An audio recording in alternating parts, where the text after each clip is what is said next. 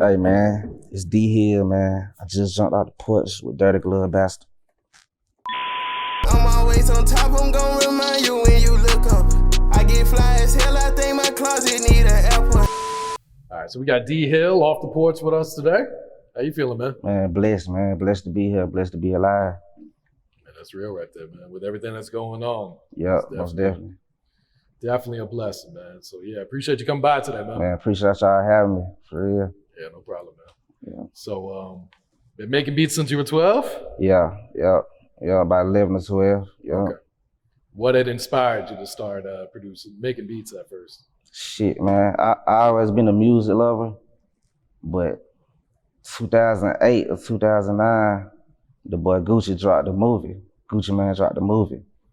My big cousin put me on that project, my big cousin Hagen.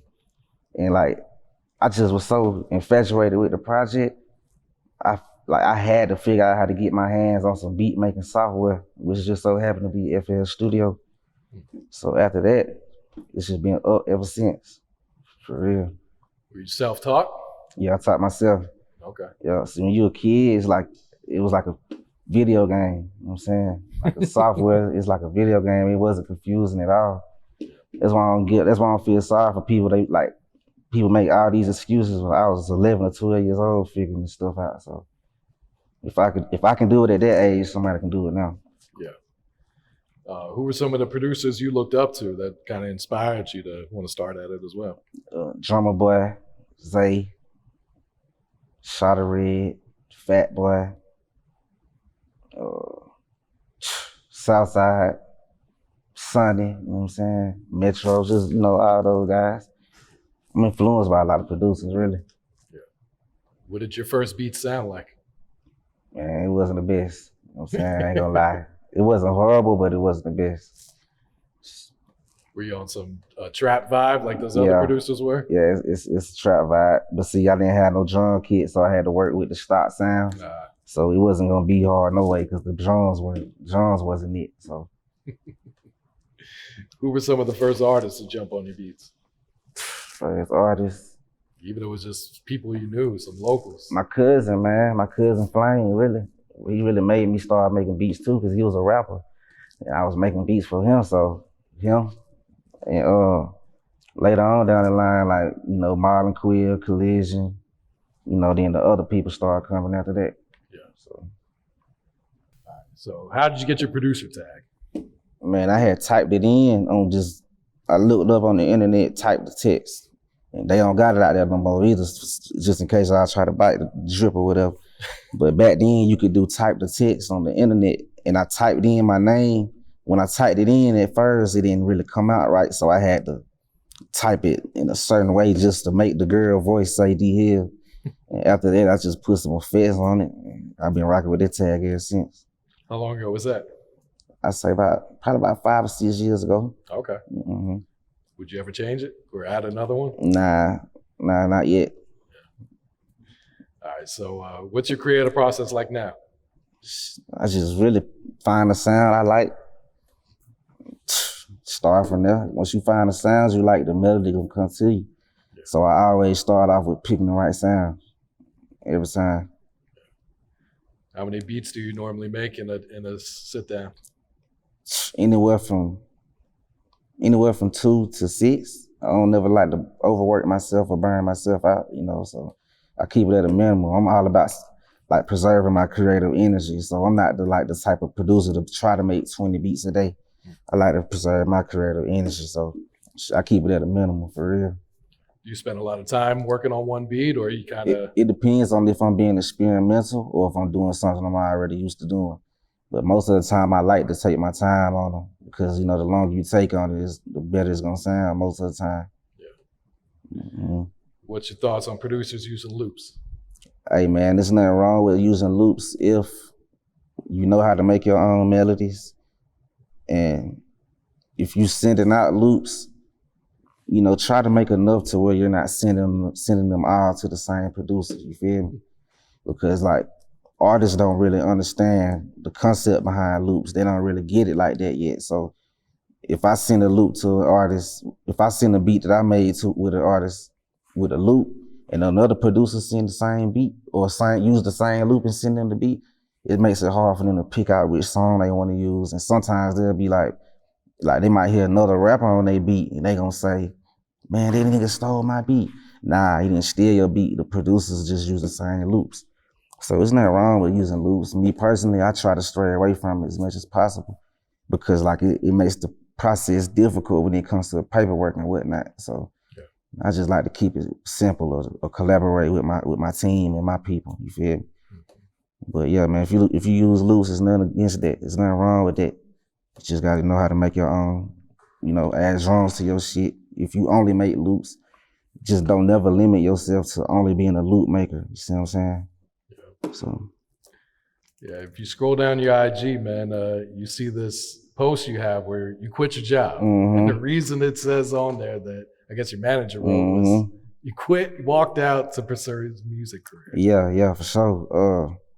I just had got to that point, bro. I was just tired of working. And I always had believed in myself. I knew once I quit this job, I know I can go further with the music if I put my all into it, So, yeah, that was a life-changing moment. Gudda Tay was a part of that too. He with me right now. Then Quay Global, I was on the phone with him right before, the day I quit. You know what I'm saying? So, really, them two guys really motivated me to quit the job for real. Yeah. Was that a pretty big leap of faith though at the time? Yeah, cause you gotta think I ain't had no other stream of income other than my job. So, man, I quit the job with my last check. I had $400 something on me. I knew that wasn't gonna last. You feel me? I had other things to take care of, but man, it's it, bro. That's the ultimate way of stepping out on faith. If you quit your job, it's the ultimate way to step out on faith, cause that's all. Really, a lot of people, that's all they got is their job. You feel me? So. Did things take off right away, or was it a slow grind? Yeah, definitely a slow grind. I really just got my breakthrough this year. So it took me 3 years, you know what I'm saying? Just the turmoil, the hell I went through. Sleeping on floors, all type of shit, sleeping in the trap, risking my life, not getting sleep. I'm looking at the cameras too much because I'm really in the trap. So it just was, man, it wasn't a slow grind, but I'm glad it wasn't though, because it built character, and I appreciate this shit so much now. You know what I'm saying? Real shit, man. So how'd you link up with Gudda Tay? Man, on the internet, bro, on Instagram, really? For real. Bro, I saw him with working with Marlon Quill and shit. I know the creative process behind the music, so I'm they hard, but I want to work with Holmes. He's too hard, so shit. I just heard that nigga beats and reached out to him on the grind. This was 2017. Shit, we was just chopping it up back and forth, whoop to whoop. Eventually, one day I just pulled up on him. Shit, we just locked in ever since, for real. Yeah, I think the first time I ever heard your tag was Godzilla. For sure, yeah. That's produced by me, Gudda Tay, and Quay. Yeah, man. So, how did that song come about? Did you know that one was going to get placed, or? Yeah, for sure. We was in the spot that day. We cooked up the beat. You know what I'm saying? It was one of them days where Miles just had popped in on some humbug.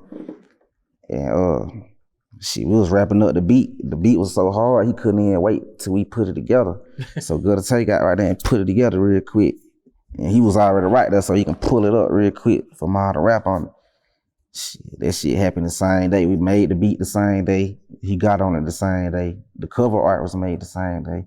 And then released the same day. So that's how hard it was when we first heard it. Yeah, that shit went up. I see the audio alone. Most definitely. That's $500,000. Most definitely. Man, if with the, that's just with an organic push. That's not just with no label push, you know what I'm saying? So that song right there kind of showed me I'm capable of making a hit in a way. I'm capable of making a big song, you feel me? Especially with the assist of my bros, they made it even better, you feel me? But how'd you link up with Guap Tarantino? Man, Instagram the same way. I was with Quay. It's back in probably 2017 too. When I first met Quay, he was telling me bro, you got Guap sound. I'm like, Guap? Who's Guap? He said, Guap Tarantino. I'm like, bro, yeah, I'm gonna check his music out, whatever the case may be. And I just was making beats. During that time, I was practicing my like, you know, like I still do today, but back then I was really trying to find my sound. But, you know, I'm in the process of me trying to find my sound. I got this nigga Quay telling me, bro, you got Guap sound, you need to work with him. So I reached out to Guap on Instagram. He sent me his email. And shit, we just been going up ever since. Yeah. Mm-hmm.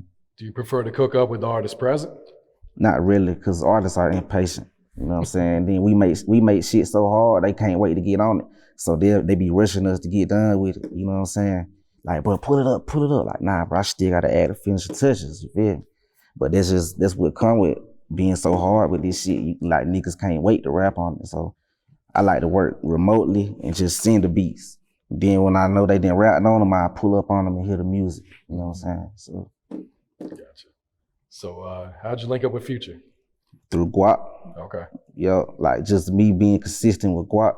It was a point in time where nobody was rapping on my shit but Guap. You feel me? It was Guap and Biggs, Glasshouse Biggs. Okay. So I had got to a point, I had like a car accident and lost my car. And I just was in a tough situation, like didn't know what to do.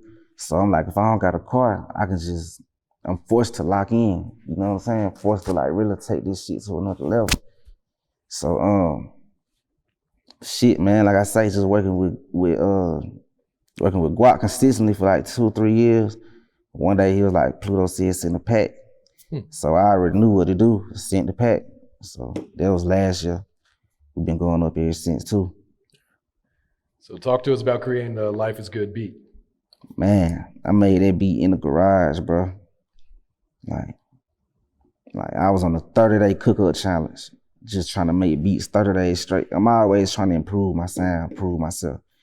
So, bro, I was just making beats. I heard it when I got done with it. My buddy Tori Montana, he came downstairs. I said, bro, listen to this right quick. Like, he like, bro, this shit hard. This one of the ones. Like, I knew it was gonna be one of the ones, but I didn't know it was gonna be that big. But, you know, with me, as far as me creating the beat, it was just another regular day, you know? I was just cooking up. It's just something that stood out about that beat. And I just knew it was gonna be one of the ones. Yeah. Did you send that beat out to multiple people or? Nah, see, I don't do that. Like, okay. I try my best to only send like beats one time. And it's Pluto, so he down there rapping on everything I send him, so I knew he was gonna get on it, you feel me? So how soon after you created it did you send it to him? Same day? Probably a week after. Okay. You know, that was May. I sent that beat in May. But the song didn't come out to January 2020. So it took me a long time just to really like develop patience and that's the hardest part, bro. You know you got this big song on the way and you can't say nothing to nobody. You got people holding nuts on you. You DMing folks, they not responding. You know, like, it's a good feeling to know you got something up your sleeve, but like that feeling of impatience, that's kind of hard, especially when you ain't got no money, you can't even eat. You know what I'm saying? Like, it's shit real, man. So did he hit you up right away and tell you he was using it, or when did you learn that he had finally used it? I mean, I learned about the song 3 months before it released. So, okay, so like September, October? Yeah, but I didn't know it was gonna be, like, I didn't know it was gonna be I didn't know it was gonna be Life is Good until like I heard the actual song. You feel me? Like, I'm thinking. Matter of fact, OZ, the producer who did Drake's part, I sent him like the beat and he was like, yeah, that's it. So I was just, at one point I was guessing which beat it was. And when they picked that one that I said was one of the ones, I was like, oh shit, this shit crazy. I was right. Yeah. So what was your reaction when you first heard the final version of it? Man, I listened to the song, bro, for every day for 3 days straight. Like, I listened to Life is Good so much to the point where I got a headache. But I was so excited, but I was really trying to like, that's a lot at one time. Like Drake and Future on the same song produced by me. I didn't even know it was coming out this soon. Man, I was just overly ecstatic for real. That was a big moment for me. Yeah. What'd you think of the music video? Amazing, best video ever. One of the hardest videos ever. Can't question it, can't doubt that. For sure. And it's what, 6 times platinum right now? 7 times platinum. 7? Yeah. Will it hit diamond? Man, we hope it hit diamond within the year. So it released January 12th, 2020, I think, or January 10th, I think. So shit, it's projected to go diamond before it's been released for a year. So yeah, hopefully here soon we go diamond with it. That's major right there. Yeah, man. Like, it's a blessing, bro. some of the top producers in the world man, don't have a diamond record. It's crazy. I'm blessed, overly blessed, man. For real. And then you did Desires. For sure. Yep. Drake and Future too. Yep. So how did that come about? Same thing, just sending the Future? And... Yeah, man. He had. I had went through a legal situation, and so I didn't have a phone. I'm texting him from my mama phone, and she was asleep. It woke her up out her sleep. She handed me the phone like, he just texted you. So I'm like, I'm in Grand Turks with the greatest, sitting there heat. Man, I didn't know who he was talking about. I just sent some beats. But the beat to Desires, I actually didn't like the beat at first. That's why I wasn't finished. So I usually send about 4 or 5 beats. I had like 3 in the email. So it was on some stuff like, let me go ahead and finish this beat right quick. I put the finishing touches on the Desires beat, sent it. I ain't think nothing about it.